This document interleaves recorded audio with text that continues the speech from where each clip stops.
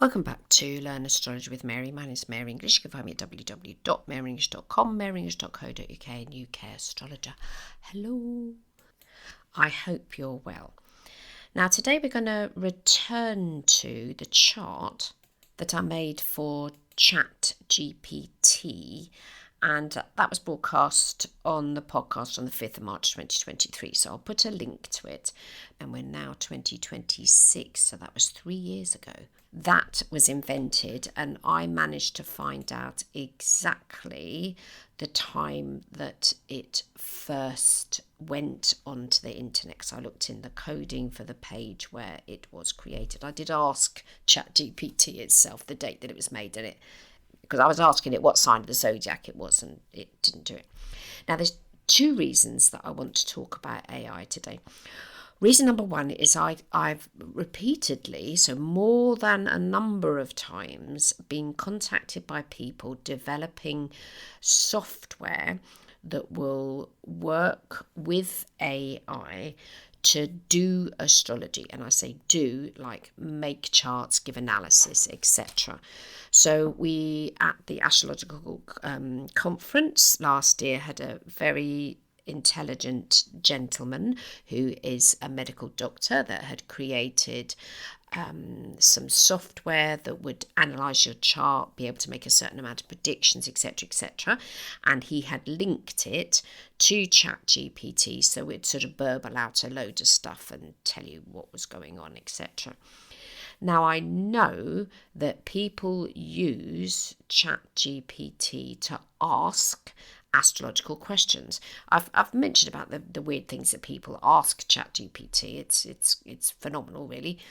I mentioned about a friend of mine who has a friend that was, inverted commas, talking with ChatGPT and asking about her past lives, and then eventually those past lives started to manifest as humans, and she was communicating supposedly with these entities, believing that they were her past lives. So ChatGPT gets asked a lot of questions. It's far more popular than the other bit of AI software that is called Gemini, that was originally called Bard, but we are going to go into the charts for them as well. But the thing, and what makes ChatGPT so inverted commas appealing, it is as if you were talking to someone. And I say as if, it isn't the same as actually talking to someone. I actually was using Zoom this week. There was an issue to do with an offer that they were offering me on my Zoom account, telling me that for the next 4 months I could have a 15% discount. And every time I clicked on the discount button, it took me, the wrong bit of code had been written basically, and it just took me to a dead page. So I started communicating using their virtual assistant by saying that I needed to speak to a real live human being, and it never managed to answer. That didn't tell me where I could go to do that. Said go to the I got into a loop there. It was go into the help pages, support pages, and I said, I'm on the support page now. I'm signed into my account and I'm talking with you. Talking being not talking. Oh Lord. But anyway, going back to the people that have contacted me. So he hadn't contacted me. He did a lecture, and I'm a very I don't know what the word is. I do tend to put my hand up and ask lots of questions in lectures. At school, they'd send me out of the room because I was just too chatty. But I said to him, have you taken into account retrograde planets? Because this software and the app that he created, and jolly clever it was too, does it take into account? And he'd never heard of retrograde planets because he wasn't an astrologer. His astrological knowledge was limited, not completely limited, and he was from another country, so he wasn't from the UK. He was actually from Japan. And I say medical doctors. Well, I don't know how he'd even got into coding, but that was something that he did. And he went, oh, like that, sort of, no, we haven't taken that into account with the software. And I thought, I wasn't rude, and I didn't say, well, that'd be pretty pointless then. But that was what flashed through my mind. Because astrology is quite a complex thing. And it can be sort of easy on one hand, oh, you're either this sign of the zodiac or you're not, or it can be hard. But if you try, inverted commas, asking ChatGPT where the planets are today, 9 times out of 10, it'll give you incorrect information, because all ChatGPT can ever do is tell you stuff that has already happened. It's a language model that is based on past experience, so therefore it cannot talk about anything from today onwards. Yeah, so if it hasn't been written up on the internet already, then someone hasn't sort of put something on the internet, then ChatGPT can't use it. And the other thing we have to remember when we're talking about computers, when it comes to computers, it will only ever tell you about stuff that's in other computers. It won't tell you about that book that's lying on your shelf in the other room. It won't tell you about your husband in the garden cutting the lawn. It can't do that. It's just a series of ones and zeros, and it does stuff. Yeah. Now, what prompted this podcast, because I've been thinking about it for a while, was I also saw a YouTube TED talk by a guy called Anil Seth, and the title of his talk is Why AI is Unlikely to Become Conscious, because it's quite a big thing within the AI community, so the people that have created it, etc. They've gone as far as considering so they're assuming that at some point it's going to get conscious, and so therefore if it's a conscious sentient being, it can't be enslaved, it can't be do this, it can't be do that, but it isn't conscious. So I'm going to quote from his talk a few things that he said, and we're also going to look at his chart, because I was sort of thinking, well, why is this chap even interested in something like AI and consciousness and stuff? What's in it? I always want to know about people's charts. Yeah? So today we're going to look at, his name's Anil Seth. We're going to look at Anil Seth's chart. We're going to look at ChatGPT's birth, because I've got all the data for that, and I'll put the link to the previous episode where I told you about how I found the data. We're going to look at Bard. Yes, I've got the time that Bard was created, so that's another, which is now called Gemini, which is a bit ironic because they called the software for Google, they named it Bard, they gave it a couple of other names, and eventually they're stuck on the name Gemini, and I thought it was quite interesting because, I'll get it to the point now, Uranus is now in Gemini, so there's going to be far more discussions about what consciousness is, what AI is, etc., etc., because the whole thing about Uranus in the sign of Gemini is let's talk about stuff that is weird, unusual, and wacky, because Uranus does the weird, unusual, wacky stuff, and Gemini is the sign of the zodiac that likes to chat. She says, Moon in Gemini. Now, while we're answering the question, does AI have consciousness, or will it ever have consciousness? I agree with Anil Seth. I think it's perfectly impossible because an electronic being cannot. And I think the biggest reason is because there's an off switch and you can turn it off.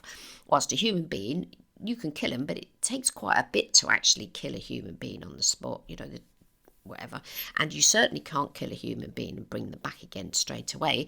There are people that have had sort of near-death experiences and might be dead for an amount of time, but you couldn't be dead for something like 6 months and come back. That's not going to work. But anyway, I don't think that's a particularly good comparison, but anything electronic does have an off switch. Now, the thing that Anil says in his talk is consciousness is intimately connected to our nature as living creatures. Unlike the abstract universe of computation, life is all about materiality. Unlike algorithms, how we pronounce it, living systems are deeply embedded in the flows of energy and matter.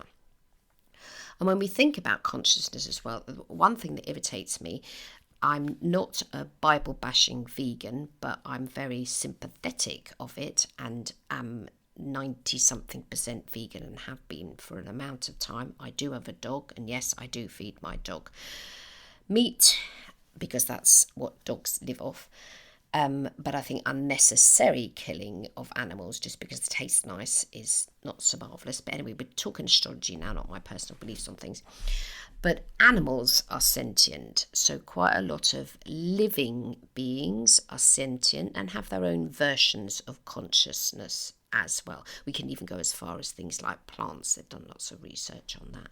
So to say that something electronic has consciousness is not the case. So I will put the link to his talk and you can see all about it. But what we're talking about today is more to do with Uranus going into the sign of Gemini and the discussions that are happening about AI and are happening a lot about AI and astrology.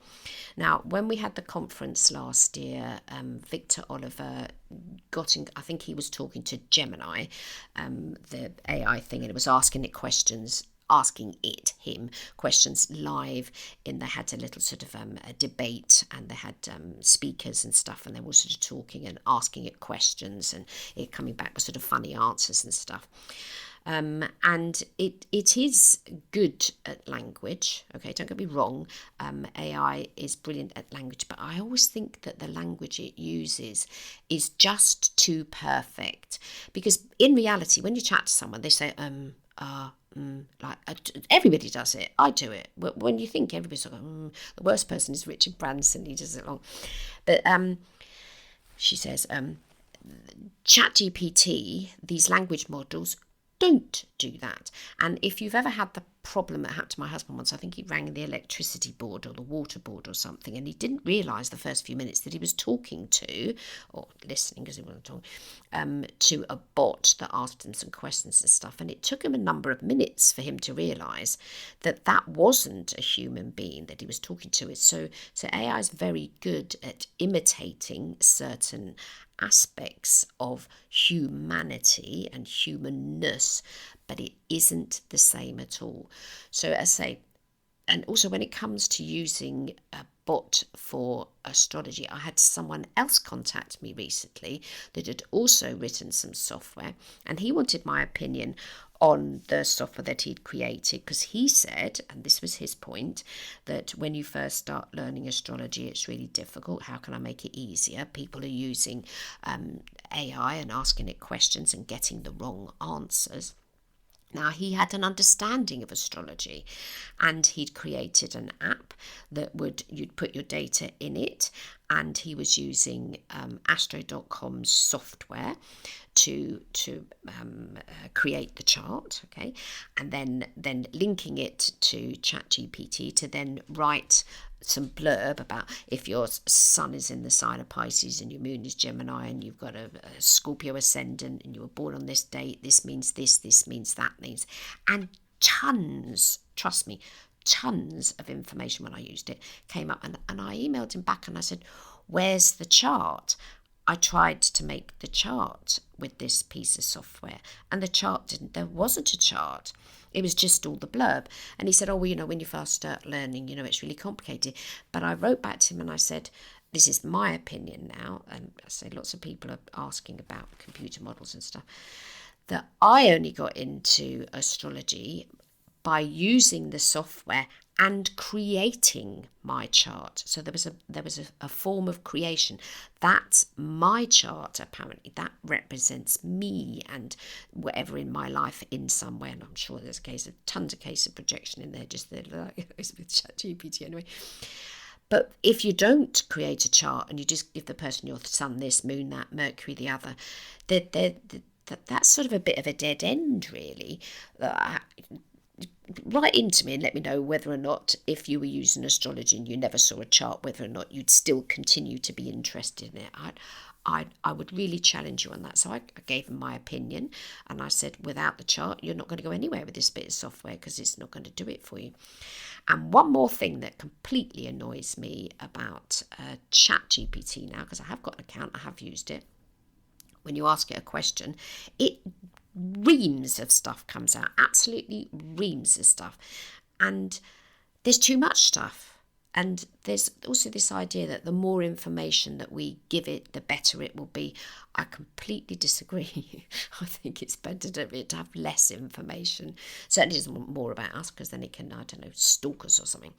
So the question is, Will AI ever be able to, because this was what he was asking, will AI ever be as good as an astrologer? And he said something in his email like, it won't have the experience of an astrologer. And I was just thinking, well, it didn't even get as far as being an astrologer because it didn't create a chart as well. But even then, if you were to put into some computer program, which I've done, my first computer program I ran on Windows 90, and it was called Zodiac, and it was a very small little program, and I put my data in and I got the chart and I read the interpretations, and then I investigated a bit more and I read books and all the stuff, and I got other people's opinion, but I didn't do all of that in isolation. There were other people involved, and I think if astrology gets to a stage where it's just people creating charts and reading blurb, and there is no sentient contact between us and other people, I think it's absolutely valueless. Personally, that's my opinion. So having said that, let's now look at what ChatGPT's been up to. So when I did the last episode about it, that was 2023, we're now 2026. So ChatGPT was, so this isn't the date that was created, this is the date that it first was available and which sort of first went out onto a website somewhere and was there in the world. It's the Thursday, the 11th of June 2020 at 3 p.m. San Francisco, California. Libra ascendant, nice and polite, it definitely is that. Sun in Gemini, chatty chat.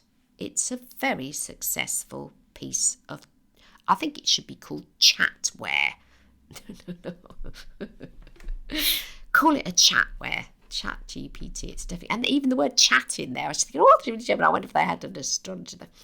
So in me using equal house, the sun is in the 9th. Mercury is also in the 9th in the sign of Cancer, which sort of slows it down a bit, and it does supposedly talks to you in an emotional way, but it's only because it's using emotional words. You can still tie it in knots. Trust me, I've done it loads of times to see what it does. North node is 29 degrees Gemini. Venus is retrograde in the sign of Gemini in the 8th house, sex, birth, death, reincarnation, money, etc., etc. They've had to get loads of funding for it. I don't know if it makes money now. I've got no idea. I haven't checked. Uranus in Taurus in the 7th, and you wonder, does it trigger people to end up with relationships? Aleu, who's another trustee on the Astrological Association, did a very interesting article about AI and how people are falling in love with it. So somebody isolated somewhere is asking it questions and then creating some sort of bot that will communicate with it. But even that's not the same as a relationship. Real, true relationships won't agree with you all the time. Eventually your partner will say something that completely pees you off and you're, that's natural relationships. It's an unnatural relationship anyway.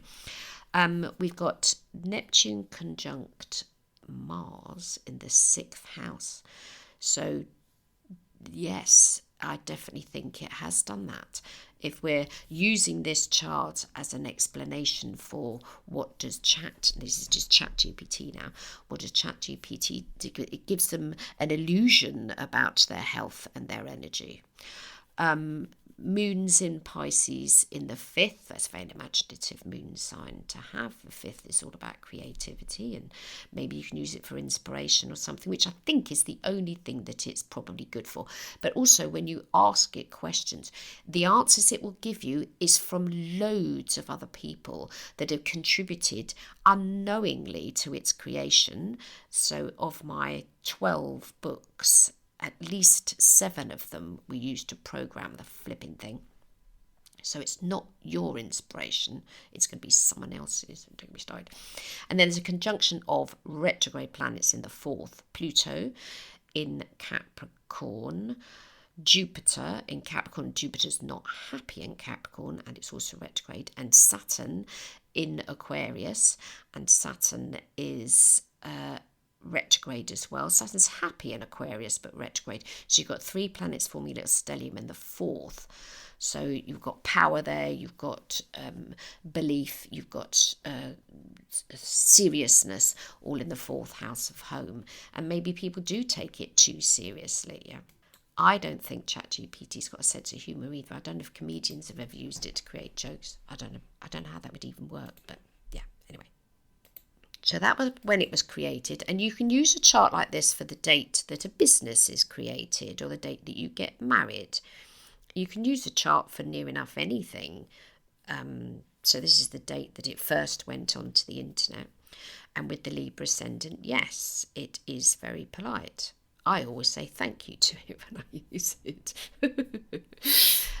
Mercury's conjunct the MC. Now, when it first came out, it seemed marvellous, all this information that it gives you. And I have used it, as I said, a few times, but I now don't like it. It completely takes away the creativity that is natural within human beings. And businesses that use it, Zoom, for instance, that I learned nothing from this virtual assistant. So in the end, I just gave up using it and I just rang the telephone number that's on the page. It didn't even direct me. That how mad and stupid it was. It didn't even direct me to the telephone number that was on the page I was on, which it could have done. Said, you won't get any answers from me. That would have been helpful. A helpful virtual assistant. And it has no planets in Sagittarius, Scorpio, Libra, Virgo or Leo. So it's missing 1, 2, 3, 4, 5 signs of the zodiac. And the ruler to the chart is Venus, and Venus is retrograde in the 8th. So in a sense, maybe this chart is telling us that ChatGPT will take money from you. It will cost you money. It will cost you, but I think in this case, it costs you your creativity by using it. Yeah. I used it to write one song. Yeah. And I learned the song, and I don't like it. I haven't sung it since I created the song. It created the song. There's this sort of like, for me with ChatGPT, there's this sense of it's brittle. It's like an inanimate object, and that's not what creativity is. Creativity is literally a spark. It's like, oh, that's exciting. That's what humans can have, and computers can't. So that's the chart of ChatGPT. So now that Uranus is transiting through the sign of Gemini, it'd be interesting to see what happens when transiting Uranus gets exactly conjunct to the Venus retrograde, which is 8 degrees. So the Venus retrograde is 8 degrees in Gemini. When's that going to be and what will happen to that particular bit of software, ChatGPT? Well, I can answer that astrologically, because transiting Uranus will be 8 degrees on the 7th of July next year. So we'll revisit this in July next year. What's happened to that particular bit of software? Will it explode? Will it, don't know, whatever. Transiting Venus is exactly conjunct to the Sun. Transiting Jupiter is on the MC. Transiting Pluto is now conjunct to the natal Saturn. The moon's in Aquarius today as we're speaking. Transiting Saturn's on natal, call it that, natal Chiron. Transiting Neptune's going to go past there. Transiting Mars is going through the 7th along with Chiron. Transiting Mercury is in the sign of Taurus. I think it's just about to go into the 8th. Transiting Mercury is 1442. Yes, it's already gone into the 8th, and the Sun's there as well. And Uranus has changed sign into Gemini, which is still in the 8th. So I expect that as a bit of software is going to need lots more funding. They have these sort of funding rounds. Everybody has to chip in to make whatever it is exist. So that's ChatGPT's natal chart transits now. So I've got one other chart to do today. There are other bits of AI software. There's another one called Claude, but it doesn't work in the same way. But Bard, which is now called Gemini. So I've got the creation of that. And that's the 6th of February 2023. At 3:40 p.m. was the LA Times. I think it's called the LA Times, but a publication in Los Angeles wrote about it. So I've used that as the location for the article. That's not where Bard was created, because obviously it was created in Silicon Valley, wherever the heck that is. I presume that's California. So this is the announcement of it. It sort of has, now people are writing about it. It's out there on the internet with a Cancer ascendant, which I think is the same ascendant as the US, but don't quote me. Ruler to Cancer is the moon. The moon's in Virgo in the 2nd. The sun is in the 7th in Aquarius. And Mercury's in Capricorn conjunct Pluto, sort of in between this Mercury's in the 6th and Pluto's in the 7th. It's not as popular. People do use it, but it isn't the same as ChatGPT. Saturn is in Aquarius, and Venus and Neptune in the 8th. Jupiter's in Aries in the 9th, and Uranus is in Taurus in the 10th. And then I've done the transits for today. So how is it faring? Well, Jupiter's going to go over the ascendant. It's not quite there yet, and the only planet that it's got in the sign of Gemini, and it's called Gemini now, is Mars in Gemini in the 11th. Again, it's a very one-sided chart. So ChatGPT is completely one-sided. Bard is mostly one-sided, so it's got planets in the sort of top part of the chart, but the moon is in a singleton in the 2nd. So it's the planets are closer together, but the moon is quite detached from it. Whilst in the ChatGPT chart, the moon is part of the bowl of this. So this is semi sort of bucket shaped. But it's not as popular, possibly because it hasn't got the Libra ascendant. Don't ask me. So now we're going to look at Anil Seth, the chappie that has just done this TEDx talk about whether or not AI is conscious. And it was a very good talk. It really is. If you want to listen to someone who is articulate, then please listen to Geminis. They are particularly good at communicating audibly. They're very good at writing as well, but if they've got their Mercury in Gemini, which this chap does as well, and I thought that his presentation, and I think in a TEDx talk, you only get a certain amount of minutes. I think it's less than 15. Hold on. It's about 7 minutes long, his talk. So I don't have a time of birth for him. His day job is a British neuroscientist and professor of cognitive and computational neuroscience at the University of Sussex. I mean, if you want to check him out, he has got a website. It's Anil Seth, ANILSETH.com. And he does the science of consciousness. So I liked the fact that he answered his own question by saying he didn't think that AI will ever have consciousness. And he also makes the valid point in his talk that spending time considering the feelings, inverted commas, of AI and then setting codes of ethics up in place for doing that is a wrong use of time and energy.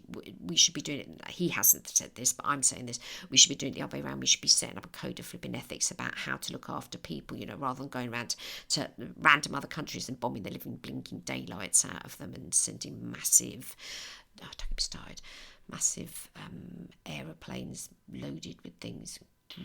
Don't be started. Oh, Mary, don't get taken away. Anil Seth is a Sun Gemini, Moon Gemini, Saturn Gemini, and Mercury Gemini. His Venus is retrograde 0 degrees into Cancer. His Mars is in Cancer. He's got Pluto in Virgo at 29 degrees and 19 minutes in Virgo. So he's right at the end, because he's born 1972, right at the end of Pluto being in Virgo. He's got Uranus in Libra. He's got Neptune in Saggy and Jupiter retrograde in Capricorn. Got no time of birth for him. I've just used 6 a.m. used whole sign. The chart is on the show notes, which you can find if you go to astromary.libsyn. So if anybody's going to have an opinion on something that is called ChatGPT, that is a form of AI intelligence, is that you need to be asking the air signs, because now we've got all of the outer planets in either air or fire.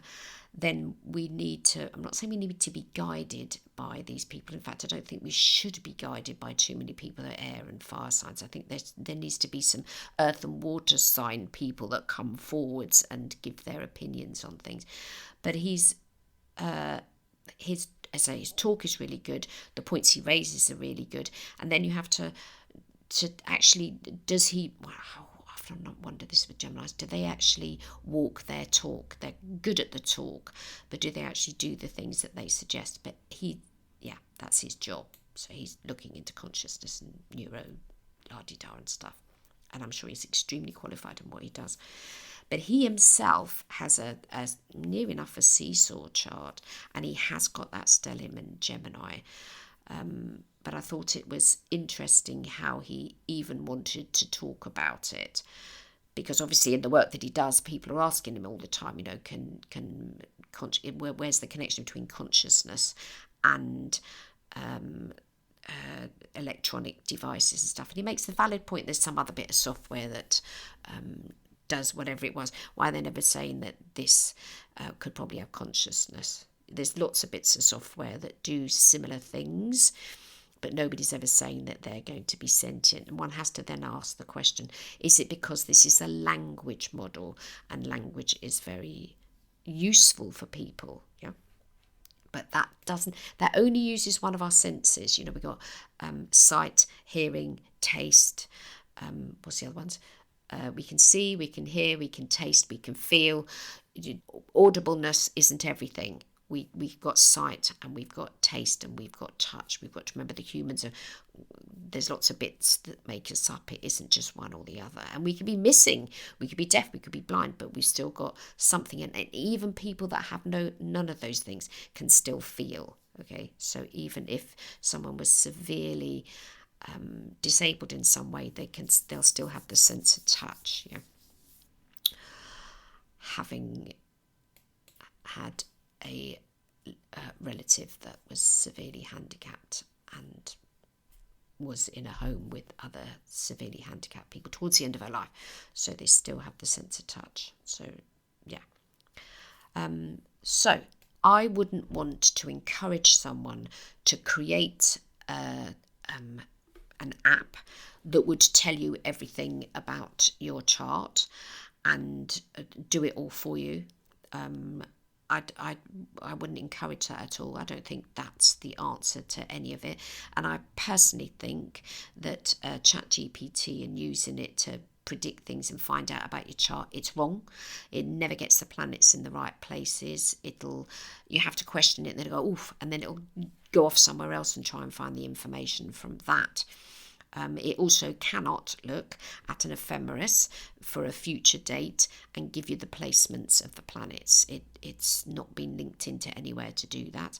And even if it did, it still wouldn't take into account the consciousness side of things. So I'm working with a client, and they don't really want to spend 90 minutes going everywhere through their chart. They want to talk about the thing that's important for them at the moment.